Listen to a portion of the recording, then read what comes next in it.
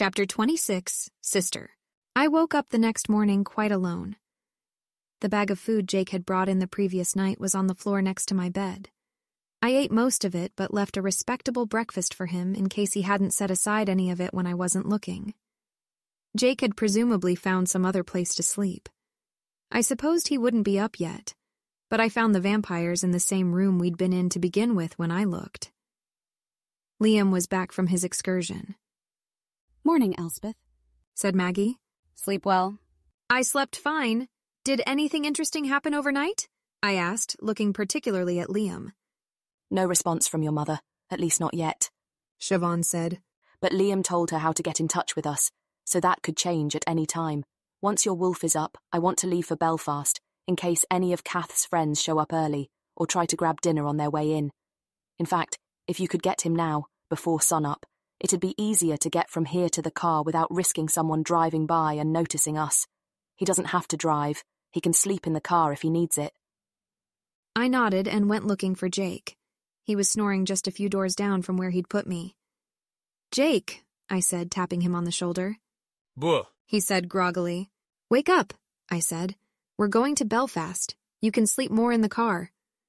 "Buh," he repeated, sounding like this was intended as a not very verbal acquiescence, but he didn't actually move.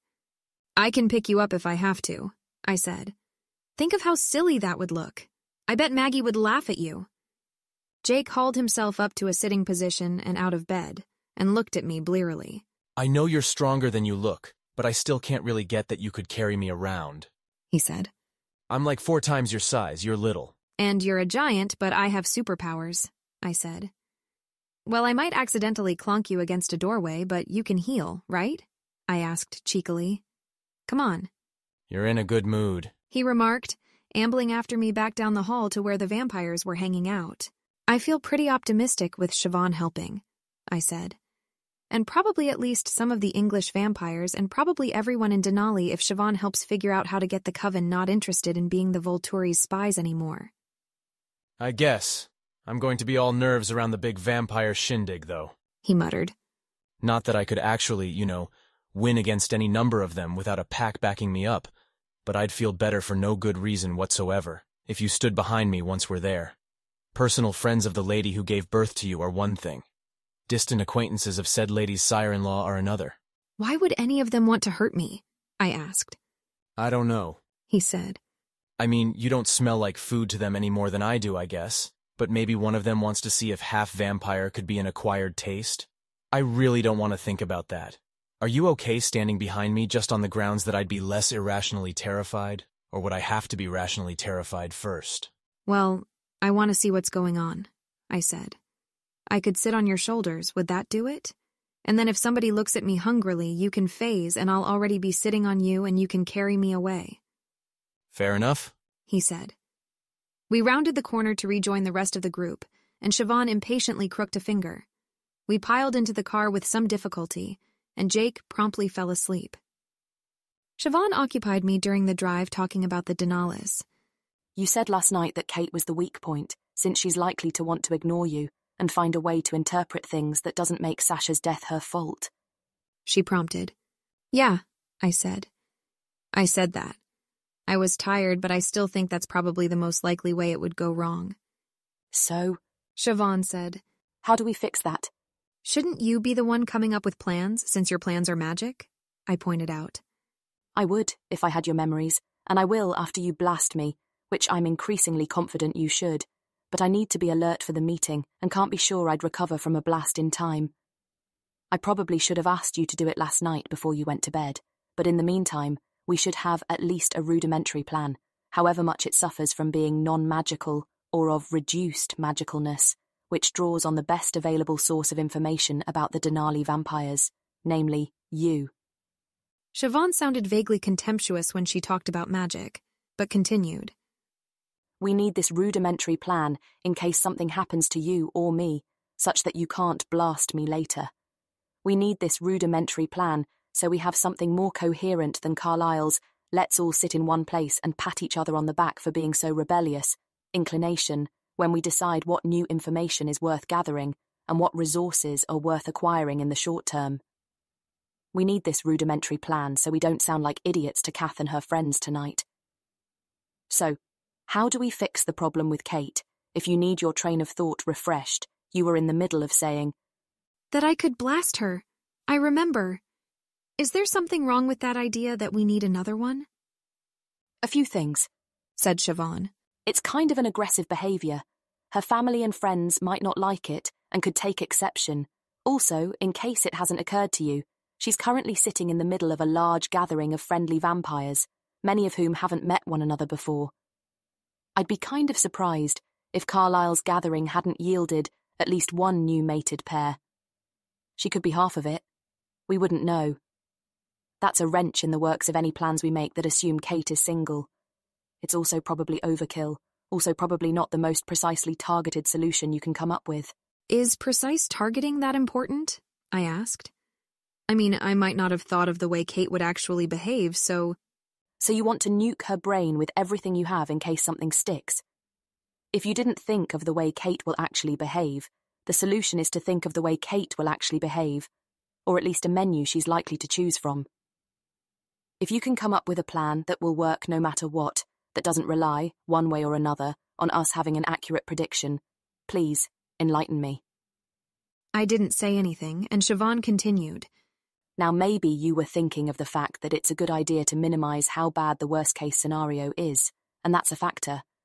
But blasting her is probably not the best way to do that either, because it could make a lot of people very angry, and if it backfired, we'd have a very knowledgeable electric witch who didn't much care for us on our hands. Right, I said. So how do we... Siobhan began again. I'm thinking. Kate. I had comparatively few memories from her. She'd been a vampire for shy of 50 years when Sasha's trial occurred and Arrow read her. Her life had consisted of a lot of material that I would not have been allowed to see in theaters, even if I could convince the ticket taker that I was 16, mostly, with occasional dollops of less deadly play and conversation between her and her sisters and her mother. She hadn't had to confront many inconvenient truths during that time, and I couldn't remember being a subsequent Kate. So I watched her through Arena's eyes, instead. Hey, Kate says, dropping lightly next to us in our current meeting place. all three of us here at once? There's something new. We've been here a week, and this is the first time none of us got caught someplace else by the sun. I just got back myself, I say. Tanya, on the other hand, has been lazing about all day. It's not lazing, Says Tanya. I've been thinking. What have you been thinking about that's worth skipping a hunt? Kate asks. I had myself the most delightful blacksmith not an hour ago. There was this entire subtext-laden conversation during which he accused me of being fairy folk, and I picked up some iron to prove I wasn't, and he said, "Lovely one, if you are not fae, you are surely an angel." I think he knew I wasn't one of those earlier than some catch on. Didn't affect the flavor, though. I was thinking about men, I guess. Do you ever think about going back to the same one twice? Tanya asks. I blink. Tanya, honey, we can't really do that. They die. I mean, if you're into that now. Well, it'd surprise me, but... Well, that's my point. Tanya says. They die. Why do they die? Because we decide to kill them. I guess I don't know about you two, since we haven't tried sharing one since the fiasco in Berlin, but I haven't accidentally shattered a pelvis or even cracked a collarbone in a few decades. They could walk away after if we wanted. Then who would we eat? Asks Kate, tilting her head. Doesn't it seem inefficient to partition the hunting like that? Oh, I think I see what you're getting at, I say to Tanya. Until we kill them, they're reusable. Like your blacksmith with the pretty compliments, Katie. You could have left him alive and visited him as many times as you wanted. Maybe he'd have thought of something else charming to say. I think he knew what I am, though. Kate reminded me. We don't want to get in trouble. We all agreed we would stick together and not get in trouble after Mother. I bow my head and so does Tanya. But Tanya looks up again and says, Well, we could leave the ones who don't figure it out alive. It's usually pretty obvious when they notice, right? I mean, mine tend to start saying things like succubus and whatnot when they notice, as though this could be new information to me, those I could go on eating. There are probably even ways to make it harder to figure out. I bet a good soak in a hot bath could warm us up long enough to selectively kill the best ones. Kate giggles. Well, the men themselves are also rather warming, I say. Nice and warm. Oh, or we could make them take us to comfortable places with good fireplaces, keep the room very hot. And if we didn't kill them, if we got really good at not needing to kill them, we could pick out practically anybody. It wouldn't have to be just people we can seduce quickly so no one sees us, or just people no one will notice missing too soon. I pause. Tanya, are you bringing this idea up so we can go back to Russia and give you another chance at having that prince you fancied but couldn't get because… No, he'd be old now. Tanya scoffs, but then she looks thoughtful. He might have aged gracefully, though. He'd look distinguished with a little silver in his hair. Ooh, says Kate. And if he lived, it wouldn't matter who saw you go into his room. Well, except his wife. I guess she could be annoying, because there wouldn't be any body that people would be looking to explain. There would be a body, just a live one. Tanya purrs. And such a fine. Your interest in Russian royalty aside, I say, this is kind of interesting. All kinds of novelty would open up. Novelty and repetition at the same time, says Kate. Neat. New memory. Okay, look, Kate says. I went along with it when you said that maybe we shouldn't kill all the men we go home with. And sure, that's worked out, or I think one of us would have given up on it in the last 40 years. But this? You've gone around the bend, sister. And I can't get used to your eyes like that. No, listen. Tanya says.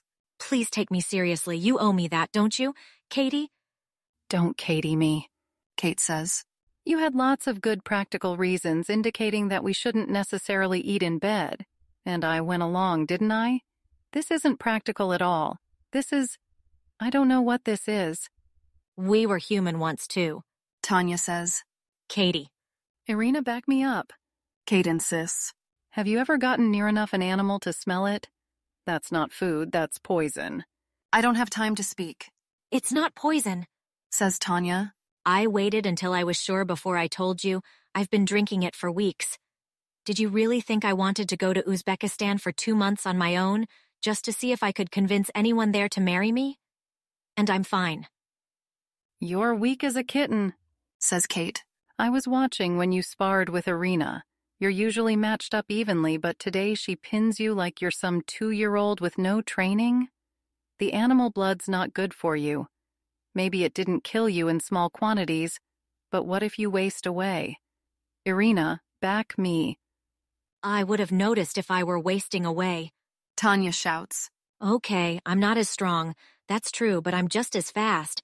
And I think my head is clearer. I think I'm thinking better. Right, this is a sign of clear thinking, scoffs Kate. Spontaneously deciding to experiment on yourself so you don't have to drink human blood, like it's some awful burden. That's high-quality, clear thinking there. I should knock you over and have Irina bring me a human and see if some decent food clears your head. Tanya doesn't respond normally to the threat. She'd usually crouch, or at least hiss. I know her. I know Kate. This is their thing. Kate takes offense at something Tanya says, suggests using her witchcraft. Tanya pretends to be up for a fight. Then they laugh. No crouch, no hiss. Tanya just looks sadly at our sister. Think about it, she pleads. I'm going to go not kill a guy. And she runs off, just as fast as normal, like she said. Irina, says Kate. You didn't say anything. I couldn't get a word in edgewise, I say. You kept interrupting each other. Kate shrugs. True? Do you think she'll be okay? I think she might be okay, I say. Already. Did you notice she didn't hiss at… Of course I noticed, Kate says. Weird. This not eating people thing has really changed her. Definitely not safe. I just hope she comes back to her senses soon. I like both my sisters the way we've always been, she says, grinning at me. I don't say anything. You're not taking her seriously, are you? Kate asks me. I mean, animals? Really? When we can go on eating all the yummy, nutritious human blood, we… You remember the man in Sarkin that I interrupted. Yeah, Kate interrupted back. You were seeing him for almost a month. He would have been hard to miss. He had a very close family, I murmured. He would have been sad if they died. Kate looked at me quizzically. You didn't eat any of them, did you? I don't think I did. Did Tanya? I shook my head. I don't think anybody ate any of his relatives, but I wouldn't have wanted him to be sad. I liked him. Well, then I don't understand your point. Isn't it good that no one ate his family? Kate said. Yes, I said. My point is that I cared if he was sad, and he cared if things happened to them, and it's not crazy to care about humans. Tanya's not crazy, Kate. She's just extending it a little farth. Shut up, said Kate. Katie. Don't Katie me, she hissed. But. No, not but. Irina, listen to yourself. While you were seeing the fellow in Sarkand, I know for a fact that you ate 3 people that month. And that's just that month. If you agree with Tanya, that's like saying that was wrong, like you did something bad. It wasn't wrong. We haven't done anything wrong. We're all nice people. Our mother didn't raise bad people. It's okay. We're all okay. You didn't do anything wrong, Irina. Tanya's just being silly. Cut. Shut up. I open my mouth one more time, and she smacks me hard across the cheek, and the lightning arcs through me, and I'm on the ground with a gasp. Kate's already gone. I don't know where to. I don't try to follow her. I ate 2 people that month. Kate ate 3. New memory. Dear God, says Kate. I don't think he's listening, Katie, I say. Evil, soulless, damned creatures and all. Oh, don't say it. I can't bear it, she says. Don't say evil. We weren't, were we? Really, were we? I mean, yes, but people died, but... We didn't understand, I say, trying to be soothing. I don't know what made it hit her. I don't know why it happened today instead of yesterday or a year ago when Tanya first rejoined us after Uzbekistan. But it's today. I haven't seen Kate since last week. Tanya's been on iffy terms with her. I've had to be the mediator. I'm sort of wending towards Tanya's diet. But sometimes I treat myself. Sometimes I slip up. I don't have her willpower. Or not yet. They'll both talk to me. It's still hard, for me, you know. I can't bear it, says Kate again. How do you say, yes, Tanya is right, we must not kill humans. They are nearly as valuable as us. If we kill someone's sister, it is almost like if someone killed one of us. If we kill someone's mother, it is almost like, how do you stand it? I'm not sure what you're having trouble with here, I admit. If you're asking how I resist the blood, you should talk to Tanya. I'm still not very... I'm asking about the guilt. How do you live with the guilt? How do you walk around believing that you've killed people and that was wrong? That you probably won't be able to stop yourself from doing it again, and that will be wrong? I shrug. I don't worry about it that much. I think you might be overthinking things. I'm still doing better than most vampires, right? Even if I mess up a little. It's, you know, a lifestyle choice. We did the one thing, we're doing this other thing now. Tanya's good at it, I'm okay at it. You can see how you are at it or not. I still love you either way. I think Tanya does too. I think she'll eventually talk to you again, even if you decide to go on eating people. I mean, it's hard to see how she could blame you all that much. Humans are really tasty, animals are really not. She's being petulant, but it's obvious she misses you. She'd talk to you again eventually, no matter what. Kate shakes her head slowly. You think she'd get over it? Yeah, I say. She stares into space. Then she shakes her head again and adjusts her hair. I want to move, she says abruptly. Like where? Ooh, we could go to Greece, I begin. We've been doing this awkward dance where Kate or Tanya says they want to go somewhere, and I propose it like it was my own idea to the other, so we can still stick together like Mother wanted. Nowhere we've been before. I want to get out of Europe and Asia entirely. I want to go to... Let's swim to the New World, she says. Let's start over there. By start over, you mean? I'll eat the damn animals, Irina, says Kate, and then her face scrunches up as though she would cry, and she flings her arms out and hugs me. No electric charge. I hug my sister back. I think, I said, I have an idea, but I don't know if we can pull it off. Do tell, said Siobhan. Kate was the last of the sisters to become a vegetarian, I said slowly, keeping my eyes closed, waiting for memory to push something at me that invalidated my idea. She couldn't handle the guilt that would come with admitting to herself that she'd, murdered a lot of people. Wimp, said Maggie smugly. And so she ignored it, I said, ignoring Maggie, and went on eating people for a year. But when she finally changed her mind, it was when Irina assured her that she still loved her and thought Tanya would eventually talk to her again, even if Kate didn't change her diet. So I think that maybe, if we had some way to be sure that everyone would promise to forgive Kate for working with the Volturi, she'd follow Tanya and confess to Carlisle. Well, Carlisle's a convenient person to have in charge of the matter then, said Siobhan. He'd forgive her for anything. I would only be somewhat flabbergasted if he'd forgive her for killing Esme. The man is some kind of alien, and Esme will follow him, and the two of their children who are in Denali have the depth of a Petri dish apiece and can't hold grudges with any substance, and the others there aren't her personal friends. They aren't family. That leaves you, Elspeth. I imagine you still count in her mind, wouldn't you? Probably. My parents might too, and Alice and Jasper. Alice and Jasper aren't likely to throw off something like this. They're working for the Volturi far too explicitly to have a leg to stand on if they complain about Kate, Chelsea, or no Chelsea. What about your parents, Elspeth? My father is a little like Carlisle. Well, not in how he thinks about forgiveness. Carlisle is more about always hoping that people will grow and improve and stuff. And my father is actually kind of depressed. In nearly every memory I have of him where he wasn't with my mom, and somewhere he was. He doesn't like himself very much. He doesn't think he's in a position to judge anybody for a moral failing and forgives by default, so he can be more like Carlisle. I don't know if my mother would actually forgive Kate, but she'd probably be willing to pretend to, or would consider it completely irrelevant. Technically, Gianna used to work for the Volturi too, and so did I for that matter. I don't think she'd give Kate that hard a time about it. Excellent, said Siobhan. And you really believe all that? I can't tell when you decorate your sentences with all those hedges. I blinked. Yeah.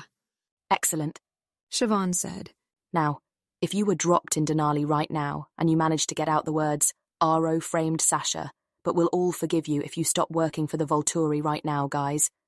What would be the most likely way for this to fail? I groaned.